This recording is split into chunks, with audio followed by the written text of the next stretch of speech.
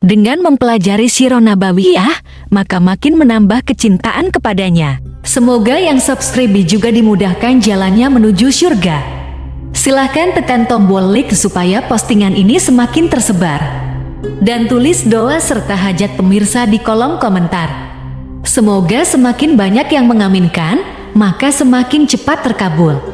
Nabi Sulaiman alaihi salam adalah manusia terkaya sepanjang sejarah kehidupan manusia di muka bumi. Dalam beberapa kitab suci seperti Al-Quran, Alkitab, dan Injil, Nabi Sulaiman alaihi salam dijelaskan sebagai manusia terkaya yang pernah hidup di muka bumi. Tidak ada satupun manusia yang bisa mengalahkan total kekayaannya hingga hari kiamat tiba. Para arkeolog telah menemukan situs peninggalan sejarah Islam yang mengungkap total kekayaan Nabi Sulaiman alaihi salam. Erez bin Yosef, seorang profesor sekaligus peneliti, ia menyatakan bahwa 3.000 tahun yang lalu Nabi Sulaiman alaihi salam diperkirakan memiliki kekayaan senilai 2,2 triliun US dollar.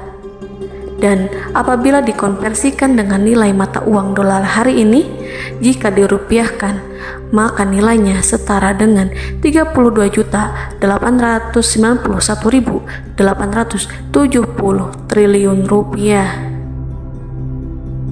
Profesor itu juga menjelaskan bahwa kekayaan Nabi Sulaiman alaihi salam berasal dari dua sumber, yakni istana kerajaan dan tambang tembaga. Nilai itu berkali-kali lipat lebih banyak dari total kekayaan negara Indonesia yang hanya mencapai 11.454 triliun per 30 Desember 2021. Nabi Sulaiman alaihi salam memiliki beberapa mukjizat. Di antaranya adalah dapat berbicara dengan bahasa binatang. Beliau dapat memerintah mereka untuk melakukan sesuatu. Beliau juga dapat mengendalikan besar kecilnya tekanan angin dan dapat mengatur ke arah mana angin akan berhembus. Sehingga dengan itu Nabi Sulaiman dapat memanfaatkan angin sebagai kendaraannya dan juga kendaraan tentaranya. Nabi Sulaiman juga bisa melunakkan besi dan membentuknya menjadi pakaian perang yang anti tusukan senjata tajam. Nabi Sulaiman juga memimpin para jin. Mereka tunduk dan patuh pada perintah Nabi Sulaiman alaihi salam. Tidak hanya setan, iblis laknatullah yang merupakan makhluk pembangkang dapat dibuat tunduk bertekuk lutut pada perintah-perintah Nabi Sulaiman. Nabi Sulaiman bisa melakukan teleportasi, yaitu berpindah dari suatu tempat ke tempat yang lain dalam waktu singkat. Peristiwa itu dibuktikan dengan pemindahan singgasana Ratu Balqis atas perintah Nabi Sulaiman.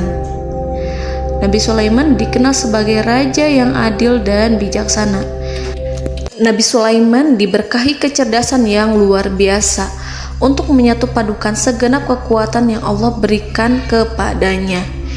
Ia mengelola dan membawa kerajaannya menjadi kekuatan raksasa yang tak terkalahkan di masanya dengan segenap kemampuan yang dimilikinya. Tentara Nabi Sulaiman adalah tentara terkuat di bumi tanpa ada yang menandingi. Pertanyaan mendasar yang muncul kali ini adalah dari mana sumber kekayaan dan kekuatan Nabi Sulaiman alaihi salam? Untuk mendapat jawaban dari pertanyaan itu, simak video ini sampai akhir. Sebelum itu, mari bantu channel ini terus berkembang dengan cara subscribe dan nyalakan tanda loncengnya. Berikan komentar yang positif dan berikan like serta share video ini. Bismillahirrahmanirrahim. Sungguh kami benar-benar telah menganugerahkan ilmu kepada Daud dan Sulaiman. Keduanya berkata, segala puji bagi Allah yang melebihkan kami dari kebanyakan hamba-hambanya yang mukmin. Sulaiman telah mewarisi Daud dan dia berkata, "Wahai manusia, kami telah diajari untuk memahami bahasa burung dan kami dianugerahi segala sesuatu.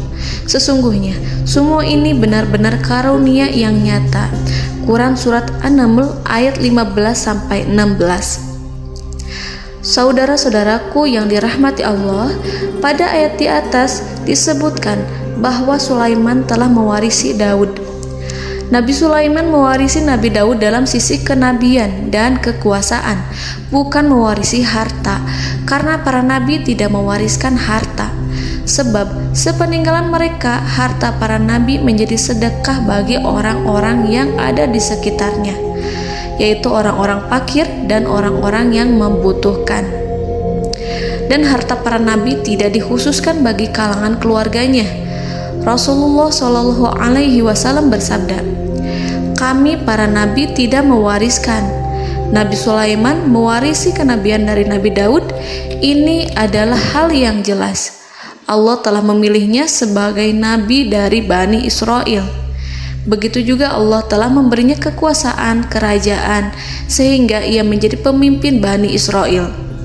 Barangkali sesuatu yang paling penting yang diwarisi oleh Nabi Sulaiman dari Nabi Daud adalah tradisi militer. Kemajuan militer yang dahsyat telah berpindah kepada Nabi Sulaiman. Nabi Daud sebenarnya adalah seorang pengembala kambing yang sangat miskin, tetapi seiring dengan perjalanan waktu, ia menjadi komandan pasukan tiada tanding. Nabi Daud alaihi salam mengetahui bahwa kekuatan hakiki yang mengatur alam semesta adalah kekuatan Allah. Ketika Nabi Daud mengulurkan tangannya dan memegang potongan batu, lalu beliau melemparkannya dengan ketepel ke arah Jalut, kepala Jalut retak dan ambruk menghantam tanah. Ini sebagai bentuk demonstrasi kekuatan darinya. Kehadiran Nabi Daud mengubah pasukan Bani Israel, di mana mereka sebelumnya lari jika berhadapan dengan musuh. Maka kini keberadaan mereka mulai diperhitungkan di masa hidupnya. Nabi Daud mengalami peperangan yang sangat banyak, tapi Al-Quran tidak menceritakan secara terperinci. Hal itu dikarenakan karena Al-Quran adalah kitab dakwah di jalan Allah, bukan kitab sejarah. Al-Quran hanya menceritakan di dalam Al-Quran surat Shad ayat 20, "Dan kami kuatkan kerajaannya, kerajaan Daud." Ayat tersebut berarti bahwa Nabi Daud belum terkalahkan dalam peperangan yang diikutinya. Di samping dukungan yang Allah berikan kepadanya, juga pasukan dan rakyatnya, di mana mereka adalah orang-orang yang bertauhid, menyerahkan diri kepada Allah. Allah Subhanahu wa Ta'ala mengajarkan kepada Nabi Daud hal-hal yang menjadikan pasukannya memiliki keistimewaan yang dengannya mereka dapat mengalahkan pasukan-pasukan lain, pasukan-pasukan besar yang ada di bumi pada saat itu. Allah Subhanahu wa Ta'ala berfirman dalam surat Saba ayat 10, "Dan kami telah melunakkan besi untuknya."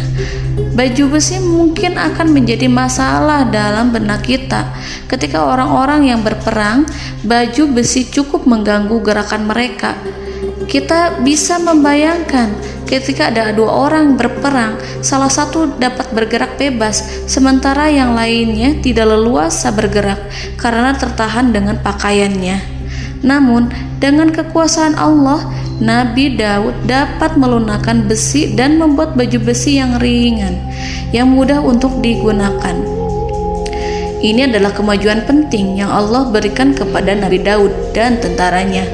Kemajuan itu kemudian diajarkan, diwariskan dan dimiliki oleh Nabi Sulaiman alaihi salam. Nabi Sulaiman memiliki pasukan dahsyat yang melebihi pasukan manapun di bumi saat itu, atau bahkan mungkin saat ini. Bahkan Allah menambahkan karunia-Nya kepada Nabi Sulaiman yang disebutkan dalam Al-Quran surat An-Naml ayat 16. "Dan Sulaiman telah mewarisi Daud, dan dia berkata, 'Wahai manusia, kami telah diberi pengertian tentang suara burung, dan kami diberi segala sesuatu. Sesungguhnya, ini benar-benar suatu karunia yang nyata.'" Saudara-saudaraku yang dirahmati Allah, pada suatu hari Nabi Sulaiman alaihi salam menengadahkan tangannya dan berdoa kepada Allah Subhanahu wa ta'ala. Antara hati Nabi dan Allah tidak ada penghalang, tidak ada jarak, tidak ada sekatan waktu, tidak ada satupun dari para nabi yang berdoa kepada Allah kecuali doanya pasti dikabulkan. Doa Nabi Sulaiman alaihi salam direkam dalam Al-Quran surat Shad ayat 35. Nabi Sulaiman berkata, "Ya Tuhanku, ampunilah aku, anugerahkanlah kepadaku kerajaan yang tidak dimiliki oleh seorang pun sesudahku."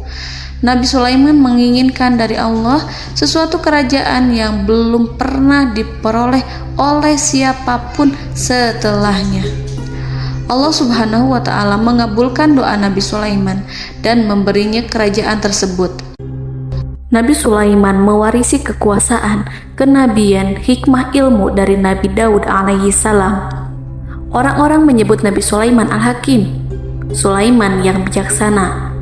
Kebijaksanaan Nabi Sulaiman tidak terbatas pada keadilannya di tengah-tengah manusia dan juga kasih sayangnya kepada mereka. Namun, kebijaksanaan Nabi Sulaiman juga berlaku di kalangan burung dan binatang lainnya. Nabi Daud juga mengenal bahasa burung, tetapi Nabi Sulaiman dapat berbicara dengan bahasa burung. Bahkan, ia dapat menggantikannya sebagai pembantunya.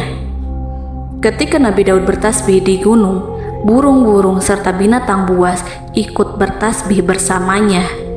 Bahkan angin pun berhenti untuk mendengarkan tasbih itu. Sedangkan Nabi Sulaiman alaihi salam, Allah Subhanahu wa ta'ala memberinya karunia lebih dari itu, di mana binatang-binatang buas tunduk padanya, begitu juga angin dan burung. Saudara-saudaraku yang dirahmati Allah, Nabi Sulaiman alaihi salam mampu mendengarkan bisikan semut yang berbicara kepada sesama mereka. Bahkan ia mampu memerintahkan semut tersebut sehingga semut itu menjadi taat pada perintahnya. Pasukan Nabi Sulaiman memiliki kekuatan yang sangat dahsyat. Belum pernah ada di dunia ini satu pasukan pun yang memiliki kekuatan seperti itu.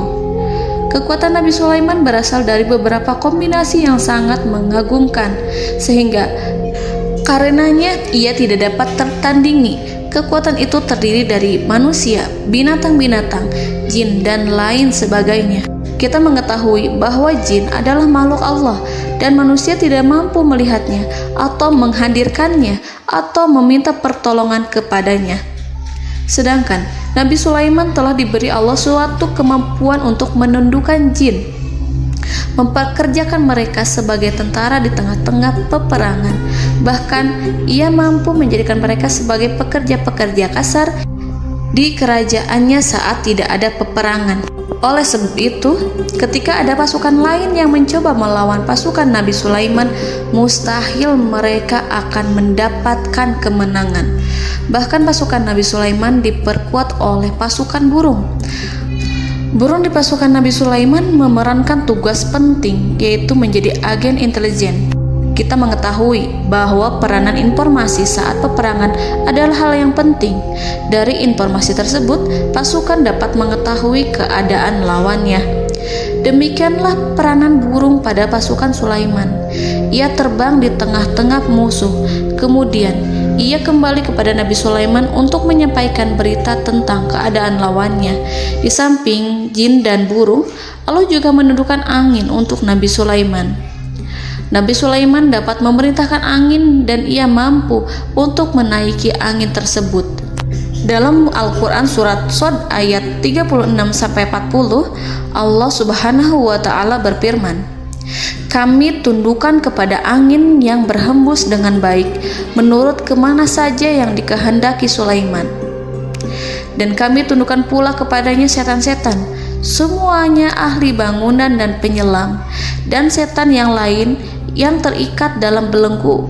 Inilah anugerah kami, maka berikanlah kepada orang lain atau tahanlah untuk dirimu tanpa perhitungan, dan sesungguhnya dia mempunyai kedudukan yang dekat pada sisi kami dan tempat kembali yang baik." Saudara-saudaraku yang dirahmati Allah, Allah Subhanahu wa Ta'ala juga memberikan kemampuan yang tak seorang pun dari para nabi mendapatkannya, yaitu kemampuan untuk memerintah setan. Setan adalah salah satu bagian dari jin. Ia adalah kelompok yang celaka dari bangsa jin. Kelompok ini sebenarnya tidak mampu dikuasai oleh manusia. Bahkan jin yang soleh tidak dapat mengatur setan. Adapun Nabi Sulaiman, Allah telah memberinya kekuasaan untuk menundukkan setan dan mempekerjakannya, bahkan mengikatnya dengan rantai serta menghukumnya jika ia menentang pada perintahnya. Setan membangun untuk Sulaiman istana-istana, patung-patung dan alat-alat perang. Bahkan setan-setan itu menyelam ke dasar lautan untuk mengeluarkan permata dan yakut untuk Sulaiman. Jika di antara setan yang menentang perintahnya, maka Nabi Sulaiman alaihi salam mengikatnya dengan rantai. Ini semua menunjukkan kekayaan Nabi Sulaiman dan kekuasaannya, di mana ia mampu mengatur banyak makhluk di bumi ini. Tentu saja, kemampuan itu semua adalah atas izin dari Allah Subhanahu wa Ta'ala sebagai mukjizat darinya. Allah Subhanahu wa Ta'ala berfirman dalam Al-Quran surat Saba ayat 12, dan sebagian dari jin adalah yang bekerja di hadapannya di bawah kekuasaannya dengan izin Tuhannya, dan siapa yang menyimpang di antara mereka dari perintah kami, maka kami rasakan kepadanya azab neraka yang apinya menyala-nyala. Para jin itu membuat untuk Sulaiman apa yang dikehendakinya, dari gedung-gedung yang tinggi, patung-patung, dan piring-piring yang besarnya seperti kolam, atau periuk yang tetap berada di atas tungku. Saudara-saudaraku yang dirahmati Allah, Nabi Sulaiman yang bijaksana adalah penguasa yang tak tertandingi di muka bumi. Meskipun memperoleh nikmat-nikmat khusus yang agung itu yang Allah berikan kepada Sulaiman, beliau tetap menunjukkan dirinya sebagai manusia yang paling banyak berzikir kepada Allah dan manusia yang paling banyak bersyukur di zamannya. Saudara-saudaraku yang dirahmati Allah, sebagaimana Allah Subhanahu wa Ta'ala memberikan nikmat kepada ayahnya Nabi Daud alaihi salam, di mana ia mampu melunakkan besi, dan Allah mengajarinya bagaimana cara mencairkan besi, maka Nabi Sulaiman alaihi salam dapat memanfaatkan tembaga yang cair untuk peperangan. Dan juga di saat perdamaian, pada saat peperangan, beliau mencampur tembaga dengan besi dan menjadikannya perunggu. Mereka menggunakan senjata-senjata perunggu dalam peperangan seperti pedang, baju besi, dan juga pisau. Senjata-senjata ini adalah senjata yang paling kuat pada saat itu. Sedangkan di saat damai, tembaga digunakan untuk membuat bangunan, perhiasan, dan sebagainya. Meskipun Nabi Sulaiman mendapatkan nikmat yang besar dan karunia yang khusus, Allah Subhanahu wa Ta'ala mengujinya dengan suatu ujian yang dahsyat. Ujian yang akan selalu datang kepada seorang hamba yang soleh. Ketika hamba itu mendapatkan kedudukan besar, maka ujiannya pun menjadi besar. Allah Subhanahu wa Ta'ala menguji Nabi Sulaiman dengan penyakit. Diceritakan oleh Fahru Roji, Nabi Sulaiman diuji dengan suatu penyakit yang keras, di mana kedokteran saat itu tidak dapat dan tidak mampu mengatasinya. Sakitnya Nabi Sulaiman sangat keras sehingga para dokter dari kalangan manusia ataupun jin tidak mampu menghilangkan penyakit itu. Lalu burung-burung menghadirkan rumput-rumput yang dianggapnya sebagai obat, tetapi Nabi Sulaiman tak kunjung sembuh. Semakin hari penyakit Nabi Sulaiman semakin menjadi-jadi, sehingga ketika Nabi Sulaiman duduk di atas kursi, ia duduk bagaikan tubuh tanpa roh. Seakan-akan ia mati karena saking keras penyakit yang dideritanya. Sakit yang diderita oleh Nabi Sulaiman alaihi salam berlangsung sangat lama. Namun Nabi Sulaiman tidak henti-hentinya berzikir kepada Allah dan meminta kesembuhan kepadanya, serta selalu beristighfar dan mengungkapkan rasa cinta kepadanya. Selesailah ujian Allah terhadap hambanya Nabi Sulaiman. Beliau pun sembuh Nabi Sulaiman merasakan kembali kesehatannya setelah ia mengetahui segala kejayaan dan segala kekuasaan serta segala kebesarannya tidak lagi mampu menghilangkan penyakit yang dideritanya kecuali jika Allah menghendaki.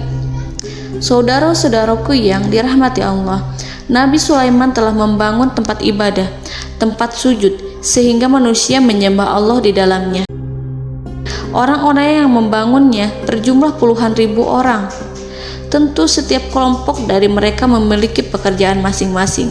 Di antara mereka ada yang mencairkan tembaga, di antara mereka ada yang tukang pahat, ada yang tukang ukir, ada yang membelah batu, ada yang memotong kayu, ada yang mendatangkan rumput-rumput dari Libanon, ada yang mendatangkan emas dan menjadikannya lempengan-lempengan yang mengkilat untuk menutupi kayu serta untuk melapisi dinding-dinding. Bahkan golongan jin pun membantu membangun tempat tersebut, tentu dengan perintah dan bimbingan Nabi Sulaiman. Mereka membuat patung-patung yang besar, membuat bejana yang besar untuk tempat makan para tentara dan pekerja, yaitu bejana seperti gunung. Karena saking berat dan besarnya, mereka juga membuat tempat-tempat minum yang besarnya seperti kolam. Nabi Sulaiman mengawasi para pekerjanya dan juga mengurusi masyarakatnya, di mana beliau mengenali problem mereka dan berusaha memecahkannya. Beliau juga mengawasi pasukan dari kalangan binatang dan burung. Beliau mengetahui apabila ada satu di antara mereka yang tidak datang, kemana ia pergi serta mengapa ia pergi. Nabi Sulaiman menguasai pengetahuan itu semua. Nabi Sulaiman bukan hanya mengetahui problem tentara-tentaranya dari kalangan manusia ataupun tentaranya dari kalangan burung, namun ia juga menunjukkan kasih sayang terhadap semut, di mana beliau mendengar bisikannya dan tidak suka untuk menginjaknya. Nabi Sulaiman selalu menundukkan kepalanya ke bumi sebagai bentuk rasa rendah diri dan syukur kepada Allah. Pada suatu hari, Nabi Sulaiman alaihi salam berjalan di depan tentaranya dan tiba-tiba ia mendengar suara semut yang berkata kepada temannya dari kalangan semut. Hal itu terekam dalam Al-Quran surat An-Naml ayat 18-19. Wahai semut-semut, masuklah ke dalam sarang-sarangmu agar kamu tidak terinjak oleh Sulaiman dan tentaranya, sedangkan mereka tidak menyadarinya. Nabi Sulaiman alaihi salam tersenyum mendengar itu dan ia berdoa, "Ya Allah, ya Tuhanku, berilah aku ilham untuk tetap mensyukuri nikmat-Mu yang telah Engkau anugerahkan kepadaku dan kepada kedua orang ibu bapakku, dan untuk mengerjakan amal soleh yang Kau ridhoi, dan masukkanlah aku ke dalam rahmat-Mu, ke dalam golongan hamba-hamba-Mu yang soleh." Saudara-saudaraku yang dirahmati Allah, meskipun Nabi Sulaiman mendapatkan kekuasaan dan memiliki tentara yang besar, namun beliau menunjukkan kasih sayang terhadap bangsa semut. Beliau mendengarkan bisikannya dan melihat semut yang ada di depannya. Oleh karena itu, tak mungkin baginya untuk menginjak golongan semut itu. Nabi Sulaiman bersyukur kepada Allah telah memberinya nikmat, yaitu nikmat rahmat dan kasih sayang. Di samping itu, Nabi Sulaiman alaihi salam adalah orang paling kaya di dunia. Istananya terbuat dari kayu gaharu yang memiliki wangi harum. Istananya terbuat dari emas yang terkadang dari kristal. Beliau juga memiliki kursi besar yang terbuat dari emas dan permata. Istana Nabi Sulaiman merupakan istana yang paling besar di dunia. Nabi Sulaiman menggunakan pakaian dari emas dan permata. Meskipun demikian, Nabi Sulaiman tetap menunjukkan sebagai hamba yang berserah diri dan rendah diri di hadapan Allah Subhanahu wa Ta'ala. Nabi Sulaiman yang merendahkan diri di hadapan Allah, ia selalu sujud kepada Allah sebagaimana ayahnya yang selalu bertasbih pada Allah. Nabi Sulaiman selalu melantunkan lagu-lagu cinta ilahi dan hanya memuji Allah Subhanahu wa Ta'ala. Pada suatu hari, Nabi Sulaiman alaihi salam mengeluarkan perintah kepada pasukannya untuk bersiap-siap. Kemudian, Nabi Sulaiman keluar dan memeriksa pasukannya satu demi satu. Kelompok yang pertama adalah kelompok manusia. Nabi Sulaiman memperhatikan kesiapan mereka. Lalu Nabi Sulaiman mengeluarkan perintah-perintah kepada mereka. Kemudian Nabi Sulaiman memeriksa kelompok jin dan menyampaikan perintahnya kepada mereka. Beliau memenjarakan jin yang tampak bermalas-malasan saat bekerja. Lalu beliau memeriksa binatang dan berkata kepada mereka, apakah mereka sudah makan dengan baik? Apakah mereka tidur dengan nyenyak? Apakah ada yang mengadu pada mereka, misalkan karena penyediaan makanan yang tidak layak? Apakah ada di sana yang sakit dan lain sebagainya? Ketika Nabi Sulaiman merasa puas dengan semuanya, Nabi Sulaiman memasuki tenda tempat berkumpulnya para burung. Nabi Sulaiman alaihissalam kemudian memasuki tenda tersebut, mengamati keadaan di sekitarnya, sehingga beliau mengetahui bahwa ada satu burung yang tidak hadir, yaitu burung hudhud. Mengapa aku tidak melihat burung hudhud? Burung-burung yang lain tampak terdiam sebagai penghormatan, dan mereka mendengarkan apa yang akan dikatakan pemimpin mereka. Nabi Sulaiman mengarahkan pandangannya pada semua burung dan tidak menemukan burung hudhud di antara mereka. Tak seekor burung pun yang mengetahui keberadaannya. Burung hudhud absen pada apel wajib kali ini. Nabi Sulaiman mulai menampakkan kemarahannya. Tiba-tiba, seekor burung kecil memberanikan diri untuk berkata kepada Nabi Sulaiman, Wahai Nabi yang mulia, seharusnya Hudhud ada bersamaku kemarin untuk melaksanakan tugas penyelidikan. Ia adalah pemimpin misi itu. Namun, burung Hudhud belum datang. Oleh karena itu, aku tidak pergi bersamanya. Burung itu tampak gemetar. Nabi Sulaiman mengetahui bahwa Hudhud tidak hadir dan tak seorang pun mengetahui kemana ia pergi. Burung hudhud pergi tanpa izin terlebih dahulu. Dalam keadaan marah, Nabi Sulaiman berkata, "Sungguh aku benar-benar akan mengazabnya dengan azab yang sangat keras atau benar-benar menyembelihnya, kecuali jika ia benar-benar datang kepadaku dengan alasan yang jelas."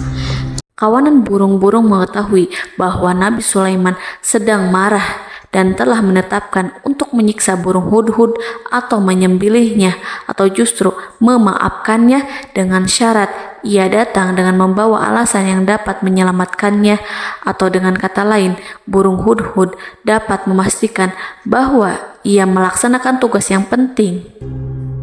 Nabi Sulaiman menunjukkan kemarahan yang besar sehingga siapapun akan merasa takut kepada Nabi Sulaiman yang marah. Nabi Sulaiman kemudian pergi dari tempat burung tersebut. Nabi Sulaiman masih memikirkan keadaan burung hudhud.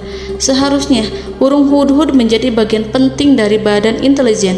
Apakah ia pergi untuk menyingkap suatu, atau apakah ia pergi hanya untuk bermain-main? Nabi Sulaiman telah memperhatikan dan mengetahui bahwa burung hudhud adalah seekor burung yang cerdik dan juga fasih berbicara. Terkadang Nabi Sulaiman mendapati burung hudhud sedang bermain-main dan menunda-nunda pekerjaannya. Namun ketika Nabi Sulaiman melihatnya, burung hudhud memahami bahwa perbuatannya tidak benar. Oleh karena itu, ia tidak boleh menyampur adukan antara waktu serius dan waktu bermain. Tidak lama setelah itu, burung hudhud tiba di tempat para burung. Burung-burung yang lain berkata kepadanya, "Wahai hudhud, pergilah engkau ke tempat Nabi Sulaiman. Jika ia mengetahui bahwa engkau telah sampai, jiwamu benar-benar terancam." Mendengar itu, burung hudhud segera beranjak. Ia terbang menemui Nabi Sulaiman. Pada waktu itu, Nabi Sulaiman sedang duduk bersama tentaranya yang lain. Burung hudhud berdiri. Ia telah merencanakan untuk memulai pembicaraan dengan Nabi Sulaiman sebelum Nabi Sulaiman bertanya kepadanya kemana dia pergi. Ini sebagai bukti bahwa hudhud telah melaksanakan suatu tugas yang penting. Dalam Al-Quran Surat An-Naml ayat 22, burung hudhud berbicara, "Aku telah mengetahui sesuatu yang kamu belum mengetahuinya, dan kubawa kepadamu dari negeri Saba suatu berita penting yang diyakini seakan-akan burung hudhud hendak berkata, 'Aku adalah hudhud yang miskin, tapi aku mengetahui apa yang tidak engkau ketahui, dan aku telah datang kepadamu dari kerajaan Saba dengan membawa berita yang sangat penting.'" Nabi Sulaiman tampak terdiam menunggu hudhud menyelesaikan kisahnya. Dalam surat An-Naml ayat 23-24, burung hudhud berkata, Sesungguhnya aku menjumpai seorang wanita yang memerintah mereka. Dia dianugerahi segala sesuatu serta mempunyai singgasana yang besar. Aku mendapati dia dan kaumnya menyembah matahari selain Allah, dan setan-setan telah menjadikan mereka memandang indah perbuatan-perbuatan mereka, lalu menghalangi mereka dari jalan Allah, sehingga mereka tidak mendapat petunjuk. Burung hudhud diam. Nabi Sulaiman merasa bahwa hudhud menunjukkan kepasihan lisannya. Nabi Sulaiman berkata dalam Quran surat An-Naml ayat 27 sambil menunjukkan senyum manisnya. Nabi Sulaiman berkata, "Akan kami lihat apakah kamu benar wahai hudhud, ataukah kamu termasuk orang-orang yang berdusta." Seakan-akan burung hudhud ingin mengatakan, "Aku tidak berbohong, wahai Nabi yang mulia." Namun diamnya Sulaiman membuat takut sehingga burung hudhud terdiam. Nabi Sulaiman terdiam karena berpikir, lalu ia memutuskan sesuatu setelah itu. Beliau melihat kepada lainnya dan meminta secari kertas. Nabi Sulaiman menulis surat singkat dan menyerahkannya kepada hudhud, serta memerintahkan kepadanya seperti yang dikatakan dalam Quran surat An-Naml ayat 28. "Pergilah dengan membawa suratku ini, lalu jatuhkanlah kepada mereka, kemudian berpalinglah dari mereka, lalu perhatikanlah apa yang mereka bicarakan." Al-Quranul Karim hanya menceritakan dalam Quran surat An-Naml bagaimana perginya hudhud dan bagaimana ia menyerahkan surat itu. Lalu Al-Quran langsung menyebut keadaan kerajaan Balqis yang saat itu sedang membaca surat di depan para pembesar kerajaan dan para menterinya. Dalam Al-Quran surat An-Naml ayat 29-31 berkatalah Balqis, "Wahai pembesar-pembesar, sesungguhnya telah dijatuhkan kepadaku sebuah surat yang mulia. Sesungguhnya surat ini dari Sulaiman, dan sesungguhnya isinya dengan menyebut nama Allah yang Maha Pengasih lagi Maha Penyayang, bahwa janganlah kalian berlaku sombong terhadapku, dan datanglah kepadaku sebagai orang yang berserah diri." Saudara-saudaraku yang dirahmati Allah, dalam surat tersebut Nabi Sulaiman menyebutkan supaya mereka menyerahkan diri dan tunduk kepada perintah Nabi Sulaiman. Nabi Sulaiman memerintahkan agar mereka meninggalkan penyembahan terhadap matahari. Nabi Sulaiman tidak mempersoalkan akidah mereka dan tidak memuaskan mereka dengan apapun. Nabi Sulaiman hanya memerintahkan bahwa ia berada di atas kebenaran. Bukankah ia didukung kekuatan yang berlandaskan keyakinan yang dimilikinya? Nabi Sulaiman hanya memerintahkan mereka agar tunduk dan patuh kepadanya. Ratu Sabak menyampaikan surat tersebut di tengah-tengah kaumnya. Dalam Quran surat An-Naml ayat 32 dijelaskan, "Dan berkatalah Balqis, wahai para pembesar, berilah aku pertimbangan dalam urusanku ini.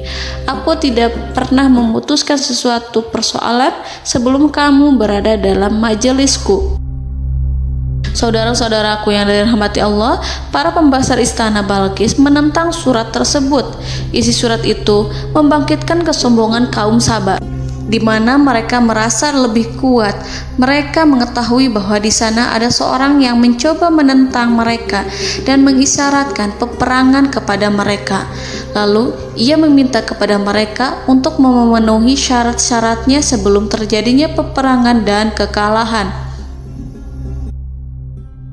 Dalam surat An-Naml ayat 33, mereka menjawab, "Kita adalah orang-orang yang memiliki kekuatan dan juga memiliki keberanian yang sangat besar dalam peperangan. Dan keputusan berada di tanganmu, wahai rajaku. Maka pertimbangkanlah apa yang akan kamu perintahkan." Saudara-saudaraku yang dirahmati Allah, para pembesar kaum Sabak seakan ingin berkata, "Kita siap untuk melaksanakan perang." Tampaknya ratu itu memiliki kebijakan yang lebih baik dari pembesar kaumnya. Surat Sulaiman itu membuatnya berpikir lebih jernih dan lebih berhati-hati. Ia berusaha sebisa mungkin menghindari peperangan. Ratu itu berpikir dalam tempo yang lama. Nama Sulaiman tidak diketahuinya dan ia pun belum pernah mendengarnya. Oleh karena itu, Ratu kaum Sabak tidak mampu mengetahui dan mendeteksi seberapa besar kekuatan Nabi Sulaiman.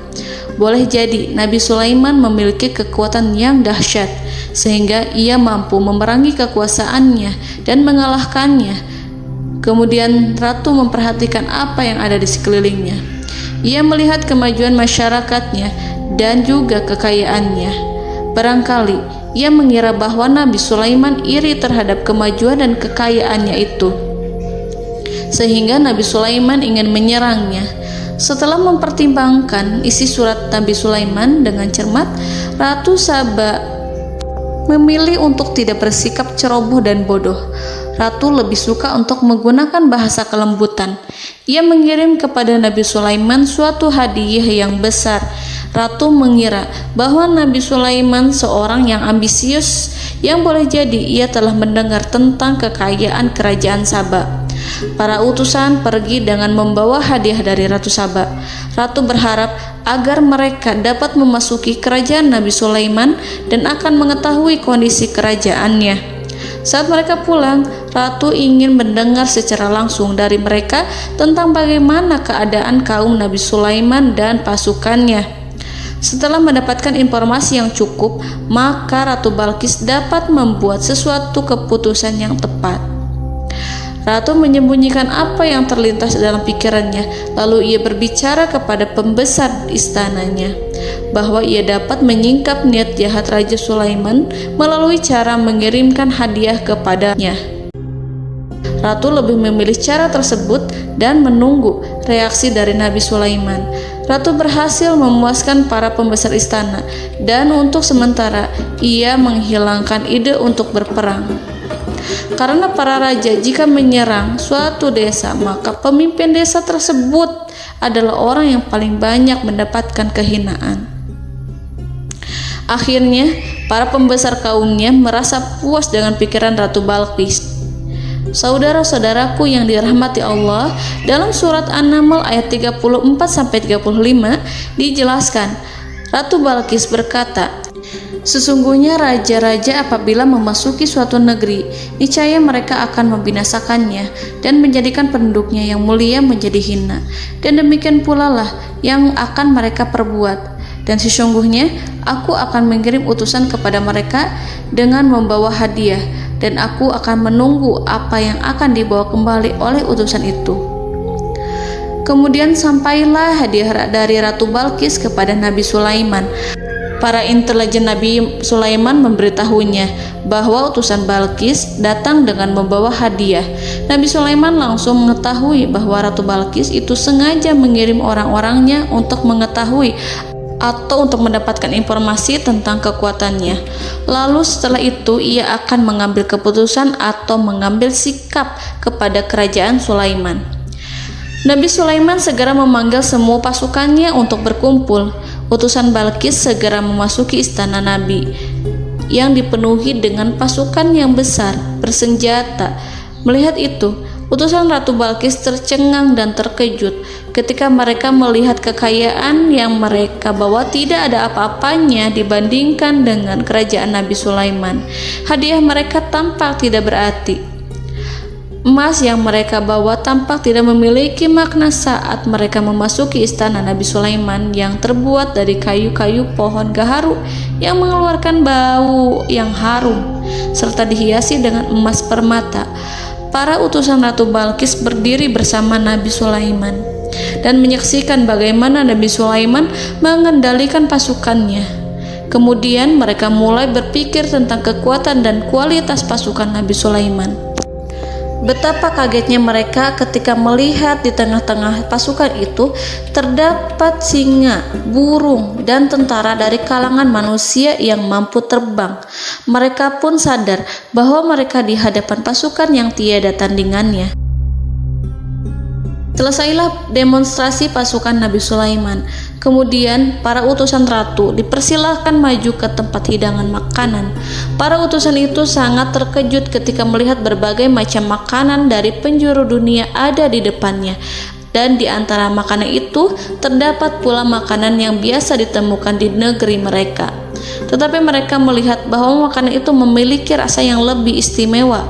Selain itu, piring-piring yang ada di depan mereka terbuat dari emas dan mereka dilayani oleh laki-laki yang berhias dengan emas. Di meja makan itu terdapat burung, ikan laut, dan berbagai macam daging yang mereka tidak mampu lagi membedakan daging apa itu. Nabi Sulaiman tidak makan bersama mereka, tapi beliau makan dengan menggunakan piring yang terbuat dari kayu. Beliau memakan roti yang kering yang dicampur dengan minyak. Inilah makanan yang dipilih Nabi Sulaiman.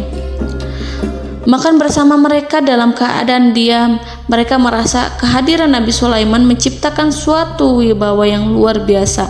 Selesai perjamuan itu, lalu dengan sangat malu mereka menyerahkan hadiah dari Ratu Balqis kepada Nabi Sulaiman. Hadiah itu berupa emas yang bagi mereka hadiah itu sangat bernilai tinggi. Tapi di sini hadiah itu tampak kecil di hadapan kekayaan-kekayaan Nabi Sulaiman yang sangat mengagumkan. Nabi Sulaiman memperhatikan hadiah dari Ratu Balqis itu dan berkata dalam Quran surat An-Naml ayat 36, "Maka apa yang diberikan Allah kepadaku lebih baik daripada apa yang diberikannya kepadamu, tetapi kamu merasa bangga dengan hadiahmu." Saudara-saudaraku, Raja Sulaiman menyingkap dengan kata-katanya yang singkat itu penolakannya terhadap hadiah mereka. Ia memberitahu utusan itu bahwa ia tidak menerima hadiah tersebut. Ia tidak merasa puas dengan hadiah itu. Yang membuatnya puas hanyalah, "Janganlah kalian berlaku sombong terhadapku dan datanglah kepadaku sebagai orang-orang yang berserah diri." Lalu Nabi Sulaiman berkata kepada mereka dengan pelan. Hal itu diabadikan dalam Al-Quran surat An-Naml ayat 37. "Kembalilah kepada mereka. Sungguh kami akan mendatangi mereka dengan bala tentara yang mereka tidak kuasa melawannya. Dan pasti kami akan mengusir mereka dari negara itu, yaitu negeri Saba, dengan terhina. Dan mereka akan menjadi tawanan-tawanan yang hina." Saudara-saudaraku yang dirahmati Allah, Nabi Sulaiman kemudian meninggalkan para utusan ratu setelah terlebih dahulu mengancam mereka. Para utusan itu berharap agar Nabi Sulaiman mau menunggu kunjungan Ratu Balqis yang akan membawa misi perdamaian. Akhirnya, sampailah para utusan Ratu Balqis ke negeri Saba. Mereka segera menuju istana sang ratu. Mereka memberitahu bahwa negeri mereka ada di ujung tanduk. Mereka menceritakan kepada ratu tentang kekuatan Nabi Sulaiman dan tidak mungkin bagi mereka mampu melawannya. Mereka meyakinkan Ratu Balqis bahwa ia harus mengunjunginya dan melihat sendiri bagaimana kebesaran kerajaan Nabi Sulaiman. Kemudian Ratu Balqis menyiapkan dirinya untuk pergi menuju kerajaan Nabi Sulaiman. Nabi Sulaiman duduk di kursi kerajaan di tengah-tengah para pembesarnya dan para menterinya, serta para komandan pasukannya.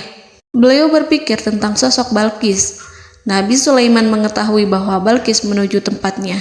Balqis dikelilingi rasa takut. Nabi Sulaiman berpikir sejenak tentang bagaimana matahari disembah. Ia memikirkan bagaimana informasi yang diterima oleh intelijennya tentang kemajuan kerajaan Balqis dalam bidang kesenian dan ilmu pengetahuan. Nabi Sulaiman bertanya kepada dirinya sendiri, apakah kemajuan menjadi penghalang untuk mengetahui kebenaran? Apakah ratu itu senang dengan kekuatan yang dicapainya? Dan ia membayangkan bahwa kekuatannya adalah segalanya. Dengan kemajuan yang dimilikinya, Nabi Sulaiman ingin membuat kejutan agar ratu mengetahui bahwa Islam yang diyakini oleh Nabi Sulaiman adalah satu-satunya yang mampu mendatangkan kemajuan dan kekuatan yang hakiki, sehingga ia dapat membandingkan antara keyakinannya dalam menyembah matahari beserta kemajuan yang dicapainya dengan keyakinan Nabi Sulaiman beserta kemajuan yang diraihnya. Saudara-saudaraku yang dirahmati Allah, para mata-mata Nabi Sulaiman telah memberitahunya bahwa hal yang sangat disegani dan dikagumi oleh kaum Balqis adalah kerajaan Saba, yaitu singgasana Ratu Balqis. Singgasana itu terbuat dari emas dan batu delima. Singgasana tersebut dijaga oleh penjaga yang sangat disiplin, di mana mereka tidak pernah lalai sedikit pun. Oleh karena itu, sangat tepat apabila Nabi Sulaiman menghadirkan singgasananya di sini, di kerajaannya. sehingga ketika ratu tiba, maka ia dapat duduk di atasnya. Nabi Sulaiman ingin membuat kejutan kepadanya dan menunjukkan bahwa kemampuannya tersebut yang berlandaskan pada keislaman. Nabi Sulaiman melakukan yang demikian itu dengan harapan agar si ratu tunduk kepadanya. Ide itu terlintas dalam diri Nabi Sulaiman. Lalu ia mengangkat kepalanya dan menoleh kepada anak buahnya. Hal itu diabadikan dalam Quran Surat An-Naml ayat 38. Wahai para pembesar, siapakah di antara kamu sekalian yang sanggup membawa singgasananya kepadaku sebelum mereka datang kepadaku sebagai orang-orang yang berserah diri?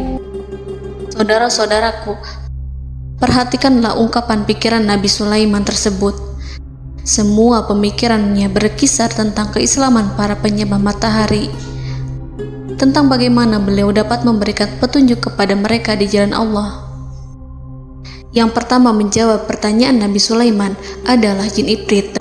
Dalam Quran Surat An-Naml ayat 39, berkatalah Ifrit yang cerdik dari golongan jin, "Aku akan datang kepadamu dengan membawa singgasana itu sebelum kamu berdiri dari tempat dudukmu. Sesungguhnya aku benar-benar kuat untuk membawanya, lagi dapat dipercaya." Nabi Sulaiman berdiri dari tempat duduknya. Setelah 1 jam atau 2 jam, jin itu berjanji kepadanya untuk menghadirkan singgasana Balkis. Sebelum itu, istana Nabi Sulaiman di Palestina, sedangkan istana Balkis terletak di Yaman. Antara singgasana tersebut dengan singgasana Nabi Sulaiman berjarak lebih dari ribuan mil. Barangkali pesawat yang cepat sekalipun yang kita kenal hari ini tidak akan mampu membawa dan mendatangkan istana itu dalam waktu 1 jam. Tetapi masalahnya di sini, berhubung dengan kekuatan jin yang serba misterius, Nabi Sulaiman tidak mengomentari sedikit pun terhadap apa yang dikatakan oleh Ifrit. Nabi Sulaiman tampak menunggu tanggapan lain yang mampu menghadirkan singgasana Balkis yang lebih cepat dari jin Ifrit. Nabi Sulaiman menoleh kepada seorang yang di sana, yang duduk di atas naungan. Hal itu diceritakan dalam Al-Quran Surat An-Naml ayat 40. Berkatalah seseorang yang mempunyai ilmu dari Alkitab, "Aku akan membawa singgasana itu kepadamu sebelum matamu berkedip." Maka tatkala Sulaiman melihat singgasana itu terletak di hadapannya, ia pun berkata, "Ini termasuk karunia Tuhanku untuk menguji aku, apakah aku akan bersyukur atau mengingkari nikmatnya. Dan barang siapa yang bersyukur, maka sesungguhnya dia bersyukur untuk kebaikan dirinya sendiri. Dan barang siapa yang ingkar, maka sesungguhnya Tuhanku maha kaya lagi maha mulia." Saudara-saudaraku, belum lama seseorang yang mempunyai ilmu dari Alkitab menyatakan kalimatnya, sehingga singgasana itu tiba-tiba ada di depan Nabi Sulaiman, yang mampu menghadirkan singgasana itu lebih cepat dari kedipan mata.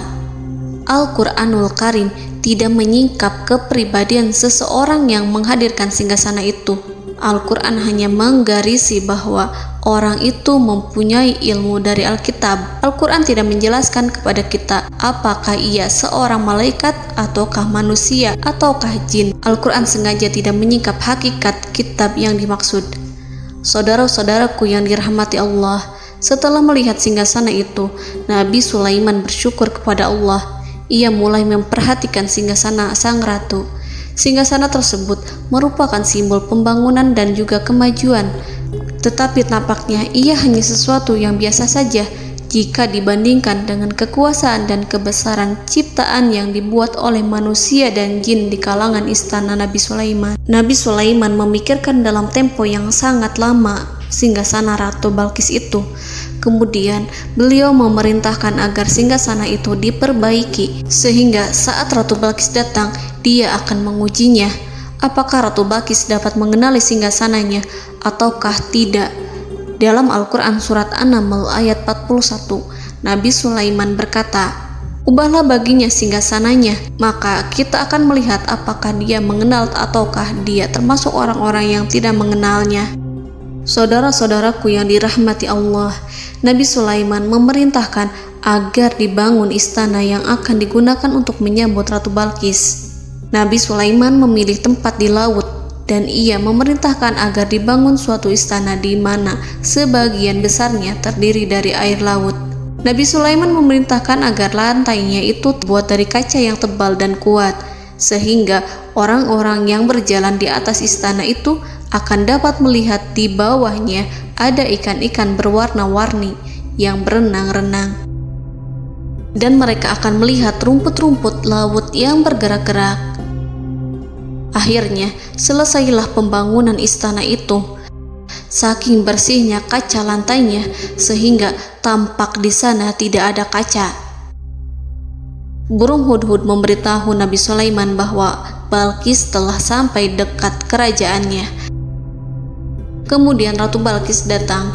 Al-Quran tidak menyebutkan keadaan Nabi Sulaiman saat menyambut Balkis, namun Al-Quran menunjukkan dua sikap Ratu Balkis.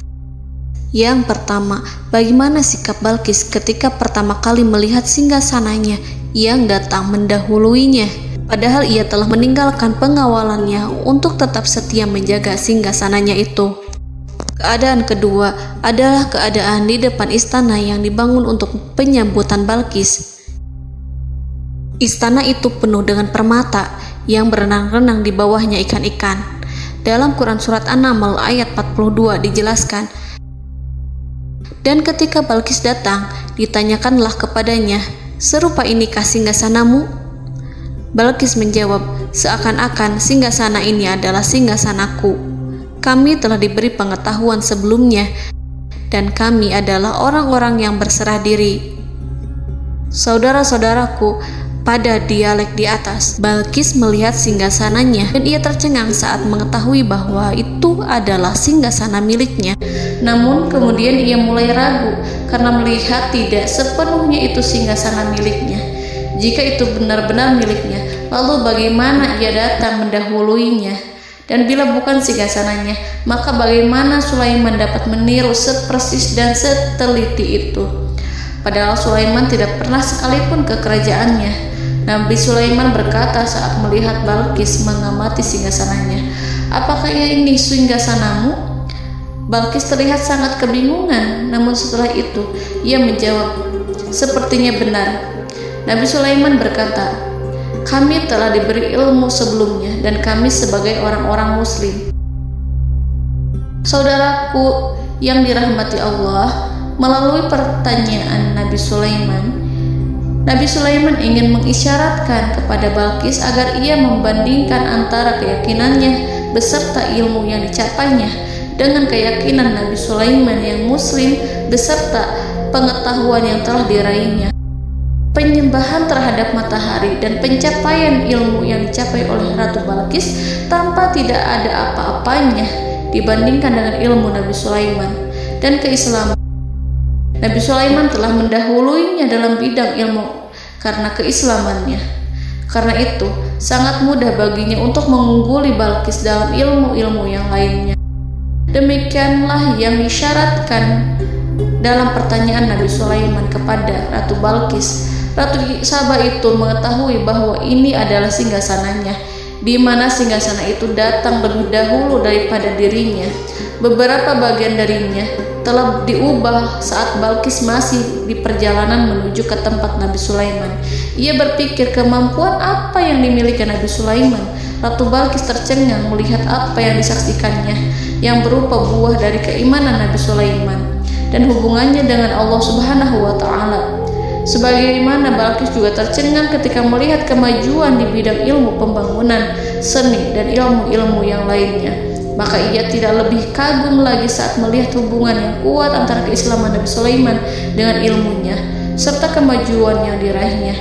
Dalam Al-Quran Surat An-Naml ayat 43 dijelaskan, dan apa yang disembahnya selama ini selain Allah mencegahnya untuk melahirkan keislamannya, karena sesungguhnya ia terdahulu termasuk orang-orang yang kafir. Saudara-saudaraku yang dirahmati Allah, berguncanglah dalam benak Balkis ribuan hal ketika melihat keyakinan kaumnya runtuh di hadapan Nabi Sulaiman.